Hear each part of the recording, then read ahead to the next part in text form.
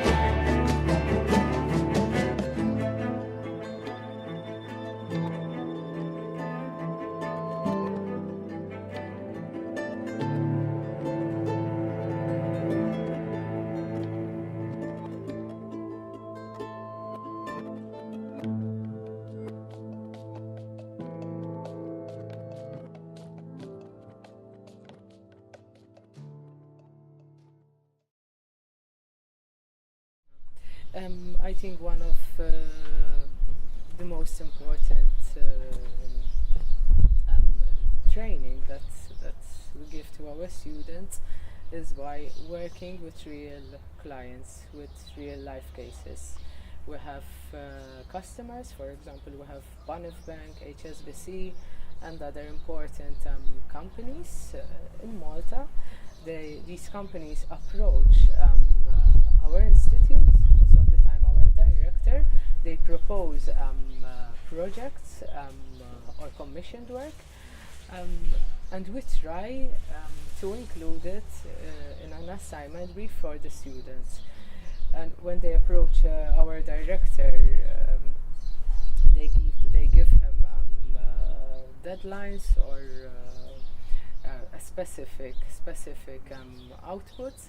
Then he shared them with us, and we discuss and we see if they are appropriate for our students, for the level of the course, and we make sure that the students are taking something valuable, especially when it comes to education. We make sure that the students are taking the educational experience from it.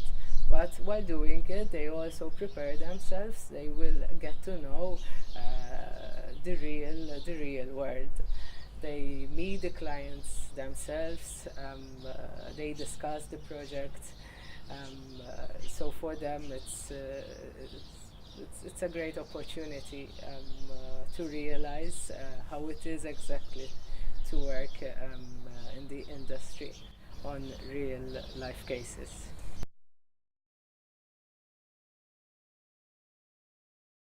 So we're at the end of our first day. What sort of cultural things do you think we've found differences? I was surprised to see that the lecturers had to teach from 7 in the morning till 10 at night, and a really long timetable, and often not a lunch break. Yeah, so back to back. The other thing I noticed as well, apart from that length of time, is especially the tutor we was with today, she's teaching across 2, 3, 4 levels in a day. Yeah. Although she did say she quite enjoyed that, but there's a lot of tutors and lecturers that didn't, and were quite steadfast. They taught that level, and that's where they were. That's very similar to Ruth today. She said it's quite hard to get out of the mindset of doing a level 4, then going on to level 6 straight after. Yeah, so, they're hindered for sort of resources and tutors, a little bit like we are, to some respect.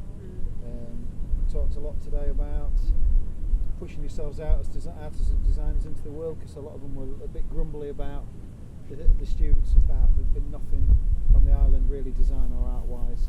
But we were talking that maybe that's not a hindrance, and you should embrace that, and maybe sell yourself to the world a little bit, because the people on the other end of your portfolio don't know who you are. No, exactly. Digitally, so. And we covered that a bit. Just a bit of like the moral responsibility of the university training all these practitioners when there isn't a need on the island. So, whereas we might not think about that, if someone's creative, we'll teach them a creative subject. Whereas here, it's really thinking about, is there a job for them, and training them for that job and where they're going to go, and being open to, you're going to have to travel, you're going to have to work freelance, and everything that we saw today was all about how it's going to be received commercially, everything that we've talked about today, with no exception. Me and Paul also witnessed in that same session actually, when we're looking at some of the artwork that they were showing us from the portfolios at level 4 was very much driven by all just what they see here. There's nothing we're lacking that branch out. Yeah, it was very much based on realism, wasn't it? Yeah. And like a lot of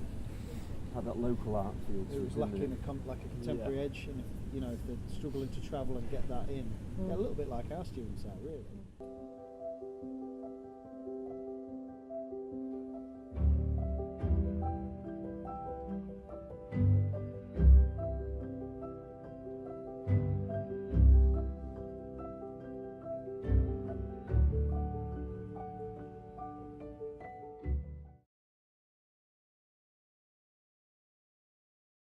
Especially like Steph lessons, it seemed to be very natural, a way that she just referred to, for example today there was a session and I was looking at photo collages and photo montage, and one of the students said, oh, it reminds me of like a Coldplay video, and straight away she fired back, well, who do you think made that Coldplay video? Who do you think made that Coldplay album cover? Who was an artist? So it was just a natural link to employability, just threaded throughout each of the sessions. So I thought it didn't seem forced. It just seemed like a very natural thing that they were constantly doing and constantly imparting to the students, regularly.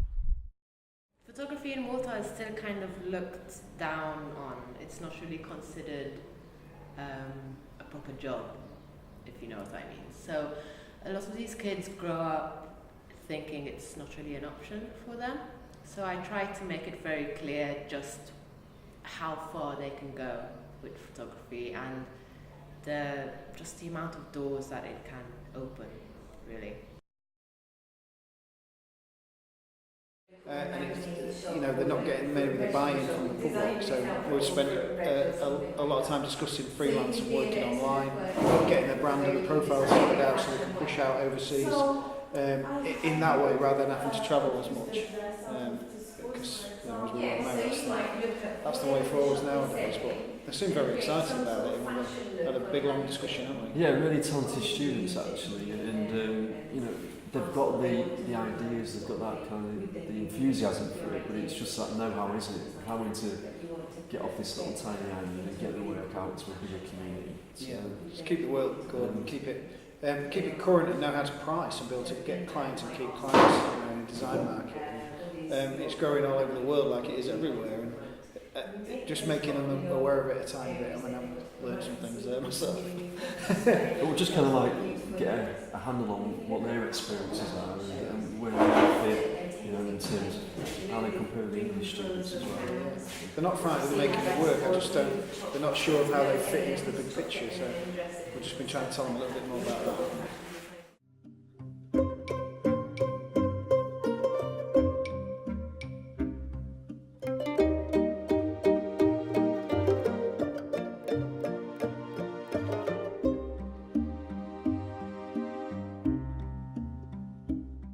Yesterday's session I was working with a tutor called Ruth, and we were looking at the difference between conceptual and commercial arts, and exploring really how on the island they're training the learners to be employable as a freelance artist, I suppose, more than anything else. And in today's session we're going to follow up on that a little bit and look at some of the cultural differences between Malta and the UK with freelance work. There's not so much of an appetite for the conceptual, the more modern work here, where there is in the UK, so that's what we were looking to explore today.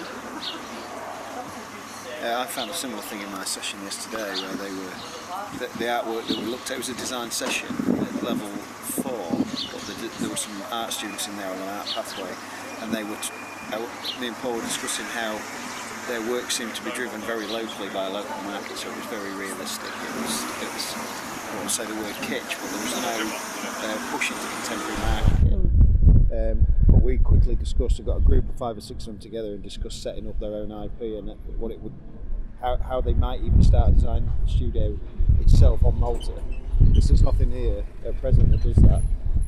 So I said, rather than looking at it as a hindrance to not be able to get your work out, look at it as a benefit, set something up themselves and start pushing out into market. But high in discussion, so it'll be nice to see some fine art practice today and see how that ties in. Yeah, absolutely.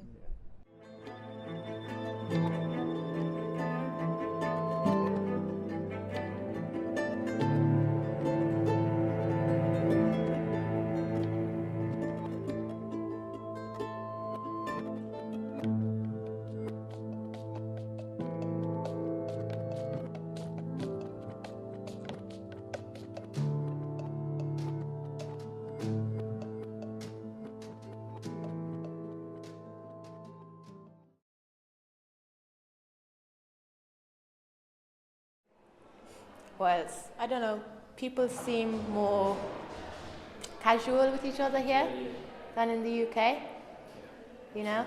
Like even how the students are with me, like we're always joking, you know, they bust my chops all the time. And I wouldn't imagine doing that with my tutors at uni, you know? So there is that, you know, casual sort of playful aspect. Really what I try to get my students to do, my main aim is to try and get them to break away out of these little boxes that they've been put in. You know, I want them to completely forget what they're expected to do, what they're supposed to do, and just explore and experiment. Because in my opinion, that's what makes an artist. That's what separates an artist from an art student. And I'm trying to make them, you know, forget that you're a student, forget that you're doing assignments. You're an artist working for yourself.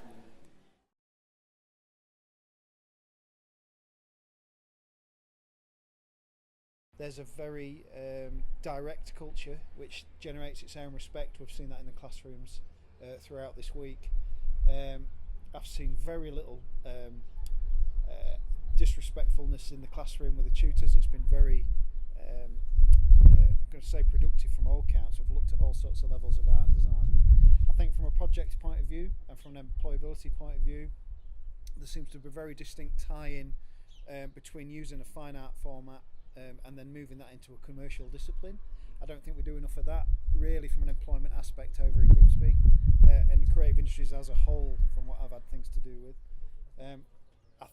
I think personally as well, I've lost sight of the benefits of fine art practice into a design specialism, especially through things like print. We've been working in some workshops yesterday where they're turning those fine art specialisms into a print, so they get both aspects. And early on they learn to identify what's art and what's design and separate, whereas I think we're too quick to say art and design and lump it together a little bit without really understanding what those differences are.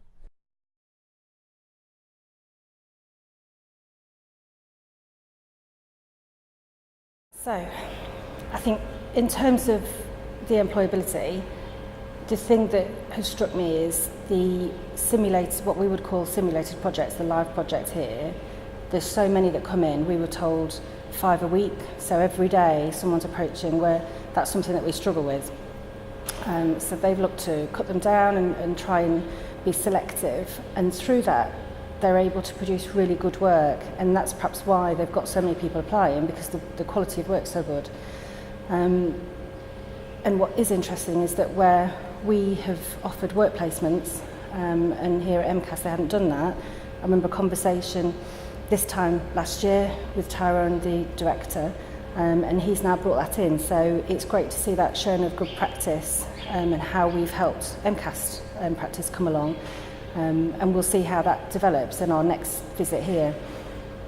Culturally, it's easy, I think, to think that they're quite laid back at the school, and also just generally with the things that we've seen in the hotel and on our travels. But actually, when you look at it, behind the laid back and the very friendly approach, there's more detail probably than we apply. So more deadlines, sticking to deadlines, detail in the paperwork. So I think you have to be very careful when you make a judgment about culture, and you have to be very aware of the expectations that you might not see at first glance, and that's something we need to think about preparing our students for. I think the biggest thing I would say I'll take back for me, managing the area, is thinking about how they ask for proposals for live projects. So they've got a paperwork system here where people approach the college, they're asked to fill out a proposal, and they've got a deadline to that, then they'll review it as a team, which means that people that do approach the college get an instant, they've got instant feedback, they're not passed from person to person, and at the college they're able to really use a thorough process of deciding who is good and whose approach might not be great for the integrity of the student work, and that's something probably we need to improve our practice, where MCAST have really refined that for live briefs, where MCAST are learning from us about work placement. So that's probably the biggest thing that I'll take back from this trip and put into place within the first week of getting back.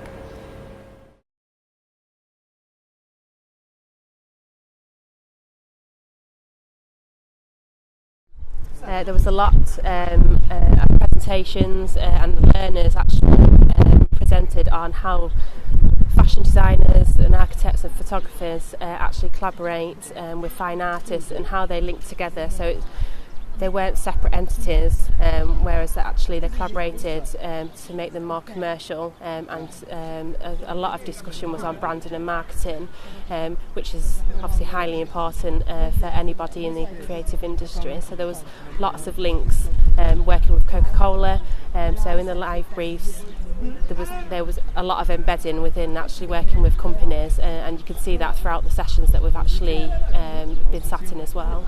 Some cases the culture is very similar back home, but there are quite a few differences. A lot of the sessions go straight into the actual task in hand. The learners know what's expected of them, and they're highly respectful of others and their tutors as well.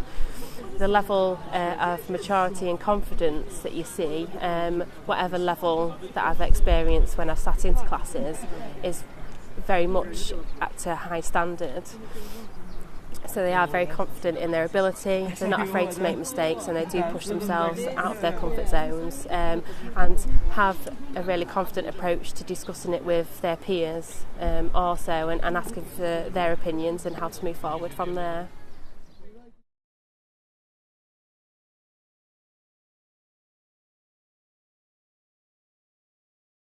But it's been a great CPD experience, both in terms of teaching and also in the cultural side of things. The island's got loads of things to offer, and if our learners do eventually come to Malta and experience the island, you know, it will be not only the art school but the actual island itself.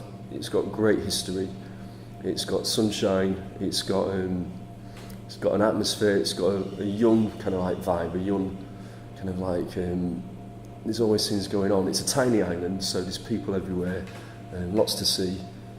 Nature even, you know, when you step off the island, get on a boat and you see the beautiful surrounding areas. So it's got the city life, it's got nature, the environment, and yeah, they'll have a great experience. And ultimately, I think that's the one thing I want to happen, is that our young learners come over here and experience a different way of life, different culture, different way of being, basically.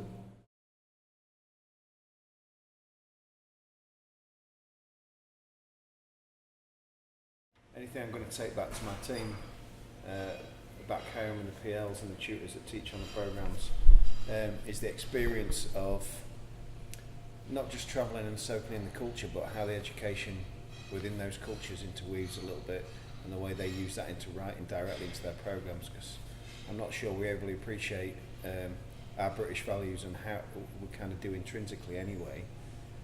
I think unless we acknowledge those, it's very difficult to sort of improve on them. So from a best practice point of view, I don't think it's as much as what we can pick up from the Maltese culture, from their education. I think it's more about recognising what we do already and strengthening those ties maybe.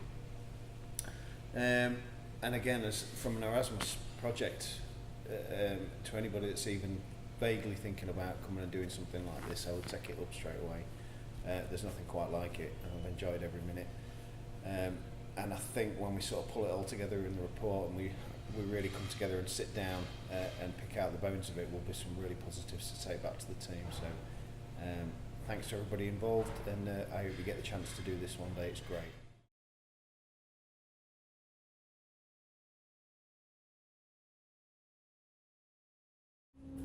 we're talking about values over here, and I think one of the most important realities is the fact, as you were saying yourself, that nowadays we cannot really just remain restricted within the confines of one's country. I mean, you have so much migration going on, so much sharing of ideas and crisscrossing on a cultural level. So I think such opportunities can be and are a minefield for students. So, I think the more exchange we have of this nature, the more enriching it is by default almost. So. Do you think there's anything your tutors may have gained from us being here this week? First of all, I think it breaks off a bit of, and in Malta we tend to be a bit insular, so it breaks off that insularity. So it doesn't remain any longer sort of our reality over here, isolated, cut off. The fact that you were there, shared with them the way you do things, gave feedback. Even, for example, that comment that you had mentioned, that you find that the level of the work of our students is slightly higher. That was, I mean, even the other lectures were really like, including myself, extremely surprised about that. So I think it could be also a bit of the post-colonial sort of attitude. As soon as a foreigner actually tells you, listen, your work is better than ours, it's like, there's something wrong over here. It can't be happening, sort of attitude. So but I think that is important. It's useful, and I thank you for such a comment. So, no, I'm sure it did boost them up. At first, as I said before, many of the lectures were really weary, and they felt a bit like threatened always about sort of these people coming into the classroom. But by the end of the week, they were totally relaxed about it, and I think it was an experience for them too. And I suppose one last question is, if we are approved for our next bid, do you think your students will be keen to come to us, and do you think they'll benefit from coming over to us? Let me start off with the second bit. Benefit, totally. Keen, some of them will be. Others might need to be a bit more induced and encouraged. I find that there are two types of Maltese students. Those who are really adventurous and want to broaden their horizons. Others who are like really still attached to their families, so to speak, and wouldn't really... as you possibly know, in Malta, because of the small distances, many students remain within their family households. Unlike what happens abroad, where at the age of 18, because of further studying, people usually just move out of their houses. That's something which in Malta is still quite a new phenomenon. So to actually, there might be some slight resistance, but I'm sure it will be an initial hurdle which will be overcome very easily. Hi, my name's Emma Forrest-Lee and I'm the Associate Principal at Grimsby Institute. My name's Darren Capp. I'm a Curriculum Manager and Tutor here at Grimsby Institute for Digital and Creative Industries. Hello, my name's Hannah York. I am the Programme Leader for Level 3 Art Design with a specialist background of Fashion and Textile Design. Hi, my name's Paul Sparks. I'm Programme Leader for Foundation Art Design and Programme Leader for Access course as well. So my name is Tyron Creamer. I'm currently Director for the Institute for the Creative Arts at MCAST, a role which I've had for the last 18 months.